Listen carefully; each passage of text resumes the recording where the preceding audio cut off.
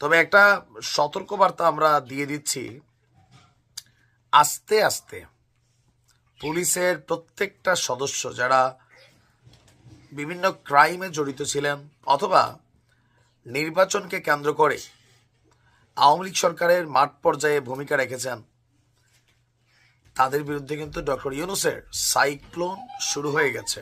আমাদের বাংলাদেশের সেনাপ্রধান তিনি বলেছেন সেনাবাহিনীকে এত দ্রুত চাপ দেওয়া উচিত হবে না।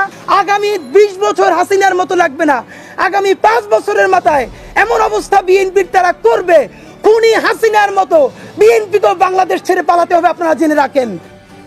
সেনাপ্রধান ওয়াকারুজ্জামান সাহেব একটা গরম বক্তব্য রাখছে, বিপ্লবী বক্তব্য আমি মনে করি। আমার কাছে মনে হয়েছে যে বিপ্লবী, তবে 2-3 বার শুনলাম পুরো বক্তব্যটা, কানটা দিয়ে শুনতেছিলাম কিন্তু তাকাইছিলাম ওনার চেহারার দিকে। উনি অনেক রাগ সংবরণ। দর্শক, দেশ পড়বার দূরে কিংবা কাছে যারা এই মুহূর্তে দেখছেন, আশা করি সবাই ভালোই আছেন। এই মুহূর্তে পাওয়া খুবই গুরুত্বপূর্ণ একটি সংবাদ আপনারা দেখতে চলেছেন। বলতে পারেন এই বছরের সব থেকে গুরুত্বপূর্ণ ভিডিও এইটা। দর্শক, দেশে খুবই চাঞ্চল্যকর কিছু ঘটনা ঘটতেছে। তার মধ্যে একটি হলো গতকাল সেনাপ্রধান ওয়াকারুজ্জামানের একটি বক্তব্যকে নিয়ে সোশ্যাল মিডিয়ায় ব্যাপক আকারে আলোচনার সৃষ্টি হয়েছে। দর্শক, ওই আলোচনার মধ্যে তিনি আরো জানিয়েছেন যে বিডিআর যে হামলা হয়েছিল, এই হামলাটা তাদের মধ্যে গ্যাঞ্জামের কারণে হয়েছে, তাদের মধ্যে ভুল বোঝাবুঝির কারণে এই হামলাটা হয়েছে, আর এইটাকে এখানে স্থাপিত করা হোক। দর্শক, এই বিষয়কে নিয়েও কিন্তু সমালোচনার সৃষ্টি হয়েছে। এদিকে সর্বপ্রথম আমরা যে বিষয়টি দেখলাম যে নাহিদ কিন্তু পদত্যাগ করেছেন। এই সর্বপ্রথম কোনো উপদেষ্টা নিজে ইচ্ছাকৃতভাবে পদত্যাগ করলেন। তো দর্শক, নাহিদ যতদিন ছিল ততদিন কি দেশের কোনো উপকার করেছে?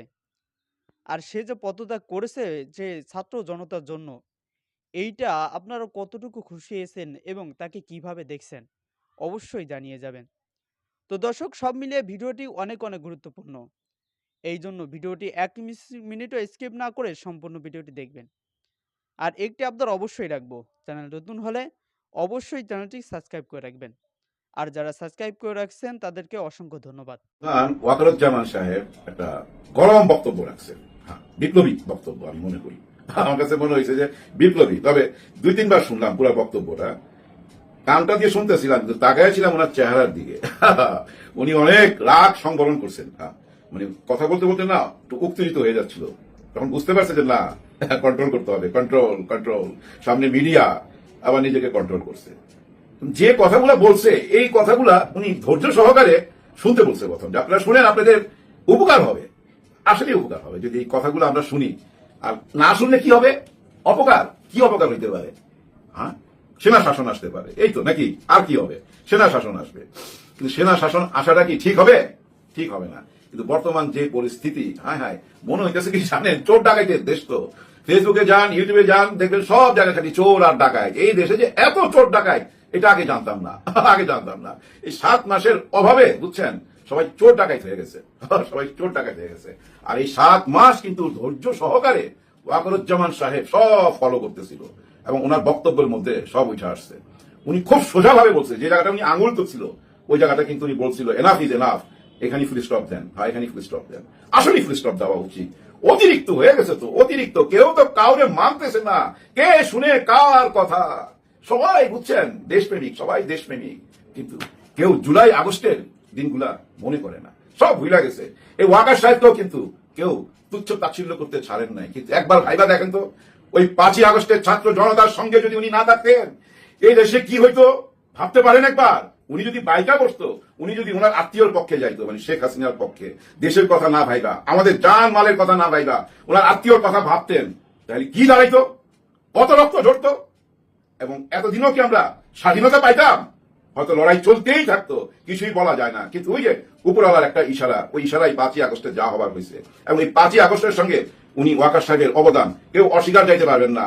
অনেকে দেখি অনেক কথা বইলা ফেলায়, যেটা উনিও উল্লেখ করছে ওনার ভাষণে, যে বলছে যে সেনাবাহিনীকে এভাবে আক্রমণ করবেন না, আক্রমণ করবেন না। সমালোচনা করেন, পরামর্শ দেন, আমরা আপনাদের সঙ্গেই তো আছি, আপনাদের জন্যই তো আমরা, এবং সেটা তো প্রমাণও করছে উনি 5ই আগস্টে।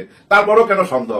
আমি কিন্তু সন্দেহ করতাম না, আমার একটা সম্মান ছিল ওনার প্রতি। আর আমার ওনার চেহারা দেখলে বুঝতে পারি, কেন জানি আমি বুঝতে পারি যে উনি দিল থেকেই সবকিছু বলতেছেন, উনি মন থেকে বলছেন।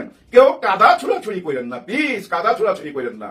যা দেখতেছি গত 7 মাস আপনারা সবাই একে অপরের দিকে শুধু কাদা না ভাই, গোবর ছুঁড়া মারতেছে, গোবর না আরো খারাপ কিছু, মানুষের ওইটা ছুঁড়া মারতেছে, মানুষের বিষটা ছুঁড়া মারতেছে, দুর্গন্ধ, চারিদিকে দুর্গন্ধ।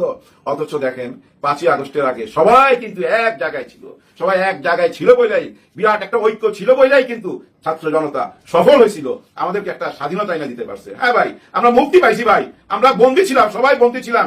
আপনি 15-16 বছরের ইতিহাসটা একটু ঘাইটা দেখেন ভাই, নিরপেক্ষ বিচার করেন ভাই, কোনো স্বাধীনতা ছিল না। এই যে আজকে যেভাবে কথা বলতেছি, এই কথা কি কেউ বলতে পারতো? এমনকি এই যে ওয়াকার সাহেব যে কথাগুলো আজকে বলছে, উনি কি বলতে পারতো 5ই আগস্টের আগে এই কথাগুলা? বলতে পারতো কি ভাই? বুকে হাত দিয়া বলেন, কারোর ক্ষমতা ছিল বলার? আমার মতো লাইলুকাঞ্চু পত্রিকা বলবে, তারই তো ক্ষমতা ছিল না। হ্যাঁ, যাদের ক্ষমতা ছিল তারা সেফ জোনে থেকে কথা বলছে, সবাই কথা বলছে, এবং দেশের ভিতর থেকেও যারা কথা বলছে ওরা কিন্তু রাগ ঢাক এবং সংবিধান আইন কানুন মাইনা কথাবার্তা বলছে, ডিজিটাল আইন মাথায় রেখে কথাবার্তা বলছে। কিন্তু এখন কি আমরা এগুলো মাইনা চলতেছি না, যা ইচ্ছা তাই বলে দিতেছি ভাই, যা ইচ্ছা তাই বলে দিতেছি, এবং একদল আরেক দলকে ওই যে বিষটা ছুঁড়া মারতেছি, মানুষের বিষটা ছুঁড়া মারতেছি। আমরা তো এক জায়গায় নাই রে ভাই, দূরে সরে গেছি। কারণ কি জানেন? আমরা দেশের মানুষের কথা ভাবতেছি না, একদমই না। দেশের সাধারণ মানুষের কথা কেউ ভাবতেছে না, যে যার মতো তার দলের লোকের কথা ভাবতেছে, এবং কিভাবে ভোট ব্যাংক বানানো যায় সেই কথা ভাবতেছে। দেশের কথা কেউ ভাবতেছে না, দেশের স্বাধীনতার কথা ভাবার তাদের সময় নাই, একদমই নাই। দেখেন ওয়াকার সাহেব কিন্তু বারবার বলছে, আপনারা যদি নিজেদের মধ্যে হানাহানি করেন তাহলে এই দেশের স্বাধীনতা হুমকির মুখে। হ্যাঁ, স্বাধীনতা হুমকির মুখে। একটু বোঝার চেষ্টা করেন, আমরা কোথেকে মুক্তি পাইছি? শুধু একজন শেখ হাসিনা থেকে মুক্তি পাইনি, কিন্তু আমরা একটা রাহুল দ্রাস থেকে মুক্তি পাইছি। যে রাহুল দ্রাস গত 53 বছর আমাদেরকে চুইসা নিতেছিল ভাই। ইস্ট পাকিস্তান যে চুষতেছিল, ওয়েস্ট পাকিস্তান, যার জন্য তাদের সঙ্গে আমরা লড়াই কইরা এদেশ স্বাধীন করছি। হ্যাঁ, এদেশ স্বাধীন করছি, কিন্তু ভিতরে ভিতরে যারা চুষতেছিল আমরা দেখতেছি, বুঝতেছি, বলতে পারতাম না। কারণ ওই যে আয়না ঘরের ভয়, ঘুমের ভয়, আমরা বলতে পারতাম না, কেউ মুখ খুলতে পারতাম না। কিন্তু এই কারণগুলোর জন্য কিন্তু গুম খুন রাহাজানি এইসব কারণেই কিন্তু ওই যে আর্মির সমালোচনা হয়, পুলিশের সমালোচনা হয়, র্যাবের সমালোচনা হয়। কিন্তু ওয়াকার সাহেব বলছে যে হ্যাঁ সমালোচনা করেন, কিন্তু গঠনমূলক সমালোচনা করেন। এই আর্মি, পুলিশ, র্যাব, আনসার এবং সরকারি আধা সরকারি মানুষের কারণেই এখনো আমাদের পতাকা অক্ষত আছে, আমাদের দেশ অক্ষত আছে। আমরা যদি নিজেদের মধ্যে এরকম বিবাদ করি, তৃতীয় পক্ষ সুযোগ নিয়ে নিবে। হ্যাঁ, তৃতীয় পক্ষ সুযোগ নিবে। যেমন এখন ওই যে চোর ডাকায় তৃতীয় পক্ষ, এরা কি ভাবতেছে? হায় এরা তো নিজেদের মধ্যে নিজেদের ঝগড়া বিবাদ, হ্যাঁ এরা নিজেদের সঙ্গে নিজেরা বিবাদ করতেছে, ঝগড়া বিবাদ করতেছে রাজনীতির মঞ্চে দাঁড়ায়। সো ওই সুযোগটা ওরা নিতেছে, আর এই সুযোগটা কইরা দিতেছে কারা? এটা তো আমরা সবাই বুঝি। হ্যাঁ, উনি কিন্তু ইঙ্গিত দিছে কিন্তু যে আপনারা বিবাদ করবেন, এই সুযোগ কিন্তু তৃতীয় পক্ষে নিবে। তৃতীয় পক্ষকে আমরা তো জানি, যাদের হাতে প্রচুর টাকা পয়সা আছে, ধন দৌলত আছে, তারা তো চাইবেই ভাই একটা অরাজকতা সৃষ্টি করতে। দেখেন ওয়াকার সাহেব কিন্তু বলছিল 18 মাস পর নির্বাচন, 18 মাস যাবার আগেই কিন্তু নির্বাচন হচ্ছে। হ্যাঁ, এই 18 মাস পুরো হওয়ার আগেই কিন্তু ডিসেম্বরে নির্বাচনের ইঙ্গিত দিছে। তার মানে উনি যেটা প্রথম দিন বলছিলেন, বিদেশি কোন একটা পত্রিকা ইন্টারভিউতে উনি বলছিলেন যে 18 মাসের মধ্যে নির্বাচন হইতে পারে, তখন সরকার পক্ষে থেকে বলছিল যেটা ওনার কথা, সরকার তো বলে নাই, আমরা এখন ওই ডিসিশন দেই নাই। কিন্তু শেষ পর্যন্ত কিন্তু ওয়াকার সাহেবের কথাই ঠিক হইলো। উনি কিন্তু একটা সুন্দর দেশের স্বপ্ন দেখতেছে, আমাদেরও দেখা উচিত। আমরা এখন যেটা শুরু করছি ভাই, ওই যে দেশের কথা কেউ ভাবতেছি না, দেশের জনগণের কথা কেউ ভাবতেছি না, সবাই দলের কথা ভাবতেছি। আমি নির্বাচন করতেছি। এই উপদেষ্টা সরকার আসার 1 মাসের মধ্যেই কিন্তু বলা হয়ে গেছিল 18 মাসের মধ্যে নির্বাচন। কিন্তু ওই একই জায়গায় ওই লেবু চিপতে তিতা পিলা ফেলাইছি। আর ওই তিতার কারণে উনি বলছেন যে 7 মাস সব কিছু ফলো করলাম, কিন্তু আর বরদাস্ত করবো না। উনি সাবধান করছে, কিন্তু সাবধান করছে কাদের সাবধান করছে ভাই জানেন? রাজনীতির দলদের সাবধান করছে, সবাই সাবধান করছে। কারণ রাজনীতির দলের নেতারা যদি সাবধান হয়ে যায়, দেখবেন নিচে কর্মীরাও সাবধান হয়ে যাবে। শুরুতেই এই নতুন একজন বেড়ে ওঠা বর্তমান তরুণ প্রজন্মের ছাত্র জনতার নেতৃত্ব দানকারী নাহিদ ইসলামকে আমার পক্ষ থেকে, ব্যক্তিগত পক্ষ থেকে অভিনন্দন জানাই, ধন্যবাদ জানাই। সংকীর্ণতার কোনো সুযোগ নাই। রাজনীতিতে দিকপাল এবং দৃষ্টান্ত স্থাপন করেছেন নাহিদ সাহেব, কোনো সন্দেহ নাই। যেখানে আমরা অনেক বড় বড় মানুষরাও বিভিন্ন জায়গায় ছোট ভাইদেরকে নিয়ে তর্কে জড়িয়ে যাই, সেই জায়গায় নাহিদ ইসলাম নীরবে নিবৃতে তার যখন সিদ্ধান্ত নিতে মন চেয়েছে, তখন সিদ্ধান্ত নিয়ে দেশ এবং জাতির পক্ষে তিনি তার মতো করে পদত্যাগ করে এবং রাজনৈতিক বিতর্কের ঊর্ধ্বে উঠতে গিয়ে নতুন দল গঠন করতে যাচ্ছেন। সেজন্য আমি অভিনন্দন জানাই, ধন্যবাদ জানাই। রাজনীতিতে দল থাকবে, মত থাকবে, পার্থক্য থাকবে, এটাই সৌন্দর্যতা। এবং এই দল মতের মধ্যে আমাদের দেশে যে পাওয়ার পলিটিক্সে বসার পরেও সেখান থেকে যে কেউ না কেউ বিদায় নিতে পারে, নিঃস্বার্থভাবে সেখান থেকে বের হয়ে আসতে পারে, এটা একটা বড় দৃষ্টান্ত তিনি স্থাপন করেছেন। অনেকেই দেখবেন পদ পদবি পাওয়ার পরে সেই জায়গা থেকে আর বের হতে চায় না, মনে করে যা পেয়েছি এটাতে যতদিন থাকতে পারি তাই ভালো। এখন কারো কাছে প্রশ্ন থাকতে পারে, তিনি তো একটা বৃহত্তর দল গঠন করার স্বপ্ন নিয়ে বের হয়েছেন। হ্যাঁ, দল গঠন করার স্বপ্ন নিয়েই বের হয়েছেন। বাংলাদেশের যে কোনো রাজনৈতিক দলের নেতা রাজনীতি করছেন, তিনি একটা উদ্দেশ্য নিয়ে করছেন। হয় দেশ গঠনের জন্য তিনি রাজনীতি করছেন, দেশ গঠনের পাশাপাশি তার নিজেকে প্রতিষ্ঠিতর জন্য রাজনীতি করছেন। এটা তো দোষের কিছু নয়। কোনো ব্যক্তি একেবারে তার কোনো উদ্দেশ্য থাকবে না, উদ্দেশ্যহীন যাত্রায় কোনো মানুষ সফল হতে পারে না। নাহিদের যে উদ্দেশ্য আছে, সে উদ্দেশ্য সফল হোক। আমি মনে করি এই নাহিদকে সারা বাংলাদেশের প্রত্যেকটি রাজনৈতিক দলের নেতাদের পক্ষ থেকে অভিনন্দন জানানো দরকার, যে আপনি রাজনীতির মাঠে প্রবেশ করায় আপনাকে আমাদের অভিনন্দন। এতে দোষের কিছু নেই। নাহিদ ইসলাম এতদিন পর্যন্ত ছাত্রদের প্রতিনিধি হিসাবে, আমাদের সকলের প্রতিনিধি হিসাবে, ছাত্র জনতার বৈষম্য বিরোধী আন্দোলনের নেতা হিসাবে এই সরকারে ছিল। তিনি এতদিন পর্যন্ত একজন আমাদের এই বিপ্লবী নায়ক হিসেবে সেখানে ছিল। কিন্তু এখন থেকে বা 28 তারিখ থেকে যখন তার দলটা পূর্ণাঙ্গভাবে ঘোষণা করবেন, তখন তিনি আমাদের কাতারে চলে আসছেন। তার মানে তার সমালোচনা করা আপনার জন্য জায়েজ, তার প্রশংসা করাও আপনার জন্য জায়েজ। প্রত্যেকটা ব্যক্তির রাজনৈতিক আদর্শ নিয়ে আমাদের ডিবেট হতে পারে, আলোচনা হতে পারে। ছাত্ররা সফল হবে হবে না, তাদের ভালো মন্দ সব পর্যালোচনা আমাদের করার রাইট আছে। কিন্তু আমাদের এই রাইটও আছে যে একজন টকবগে যুবক মাত্র কয়েকদিন আগে, মানে কয়েক মাস আগে দায়িত্ব নিয়েছে, সেই দায়িত্ব তিনি তার দল প্রতিষ্ঠার স্বার্থে হোক, তার দেশের জন্য হোক, তিনি সেখান থেকে বের হয়ে আসছেন। এটাই বড় মানসিকতার পরিচয়। আমরা এটাও দেখেছি যে যখনই কেউ না কেউ আমরা সমালোচনা করছি যে এই দলের মধ্যে যে প্রতিষ্ঠা করবে, তাহলে সেই ব্যক্তি ক্ষমতায় থেকে করছে কিনা। তো এটাকে নিয়ে বিতর্ক আছে অনেক। বাংলাদেশে অনেক রাজনৈতিক দলের উদ্ভব হয়েছে, এই ধরনের ক্ষমতায় থাকা না থাকা, এই পাওয়ার পলিটিক্সে গিয়েই সকলের উত্থান হয়েছে, কেউ অস্বীকার করতে পারবে না। সেই জায়গা থেকেও যে নাহিদ ইসলাম তার সমালোচনাটাকে গায়ে মাখিয়ে এখান থেকে তিনি কারো প্রতি উত্তর না দিয়ে তারপরে সেখান থেকে তিনি পদত্যাগ করে সুষ্ঠু ধারার রাজনীতি প্রতিষ্ঠা করার জন্য যে বিদায় নিয়েছেন, সেটা বাংলাদেশের রাজনীতিতে আমি মনে করি একটা পজিটিভ দিক। সেটা যদি নাহিদ ইসলাম না করে অন্য আরেকজনও করতো, আমি তাকে সাধুবাদ জানাতাম, ধন্যবাদ জানাতাম, বা আমি মনে করি বাংলাদেশের সমগ্র রাজনৈতিক সংগঠনের উচিত তাদেরকে অভিনন্দন জানানো। আমি বিশ্বাস করি নাহিদ ইসলাম বাংলাদেশের ছাত্র জনতার পালস বুঝে, দেশের বর্তমান প্রজন্মের যে চাহিদা, সেই চাহিদাকে অনুধাবন করে দেশের ধর্মীয় মূল্যবোধ, সামাজিক মূল্যবোধ, রাজনৈতিক মূল্যবোধ সবকিছুকে মাথায় রেখে এই দলটাকে সামনের পথে যদি এগিয়ে নিয়ে যেতে চান, जोर का झटका धीरे धीरे लगेंगे साहब। পদ্মা নদী থেকে টুস করে ফেলে দিয়ে যে চুবনির চিন্তা হয়েছিল, সেইটার জন্য যে এত লম্বা সময় ধরে মানে ঝটকা লাগবে অনেকে হয়তো ভাবে নাই। তবে একটা সতর্কবার্তা আমরা দিয়ে দিচ্ছি, আস্তে আস্তে পুলিশের প্রত্যেকটা সদস্য যারা বিভিন্ন ক্রাইমে জড়িত ছিলেন অথবা নির্বাচনকে কেন্দ্র করে আওয়ামী লীগ সরকারের মাঠ পর্যায়ে ভূমিকা রেখেছেন, তাদের বিরুদ্ধে কিন্তু ডক্টর ইউনূসের সাইক্লোন শুরু হয়ে গেছে।